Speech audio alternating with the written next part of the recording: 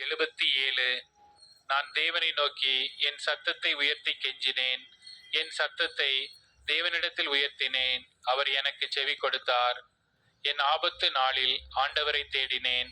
இரவிலும் என் கை தளராமல் விரிக்கப்பட்டிருந்தது. என் ஆத்துமா ஆறுதல் அடையாமற் போயிற்று. நான் தேவனை நினைத்த போது அலறினேன். நான் தியானிக்கும் போது என் ஆவி தொய்ந்து போயிற்று. சேலா. நான் தூங்காதபடி என் கண்ணிமைகளை பிடித்திருக்கிறீர். நான் பேச மாட்டாதபடி சஞ்சலப்படுகிறேன். பூர்வ நாட்களையும் ஆதி காலத்து வருஷங்களையும் சிந்திக்கிறேன்.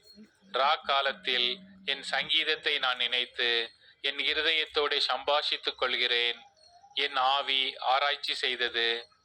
ஆண்டவர் நித்திய காலமாய் தள்ளிவிடுவாரோ? இனி ஒருபோதும் தயை செய்யாதிருப்பாரோ? அவருடைய கிருபை முற்றிலும் அற்று போயிற்றோ? வாக்குத்தத்தமானது தலைமுறை தலைமுறைக்கும் ஒளிந்து போயிற்றோ? தேவன் இரக்கம் செய்ய மறந்தாரோ?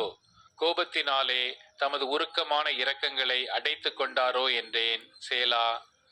அப்பொழுது நான், இது என் பலவீனம், ஆனாலும் உன்னதமானவருடைய வலது கரத்திலுள்ள வருஷங்களை நினைவு கூறுவேன். கர்த்தருடைய செயல்களை நினைவு கூறுவேன். உம்முடைய பூர்வ காலத்து அதிசயங்களையே நினைவு கூறுவேன்.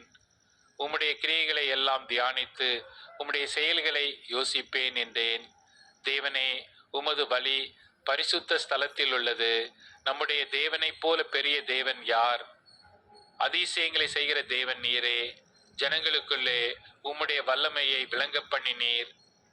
யாக்கோபு யோசேப்பு என்பவர்களின் புத்திரராகிய உம்முடைய ஜனங்களை உமது புயத்தினாலே மீட்டு கொண்டீர். சேலா. ஜலங்கள் உம்மை கண்டது. தேவனே, ஜலங்கள் உம்மை கண்டு தத்தளித்தது. ஆழங்களும் கலங்கினது. மேகங்கள் ஜலங்களை பொழிந்தது. ஆகாய மண்டலங்கள் முழக்கமிட்டது. உம்முடைய அம்புகளும் தெரிப்புண்டு பறந்தது. உம்முடைய குமுறலின் சத்தம் சுழல் காற்றில் முழங்கினது.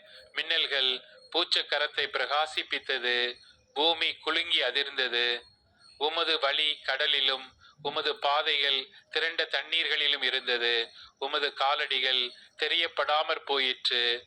மோசே, ஆரோன் என்பவர்களின் கையால் உமது ஜனங்களை ஒரு ஆட்டு மந்தையைப் போல வழி நடத்தினீர்.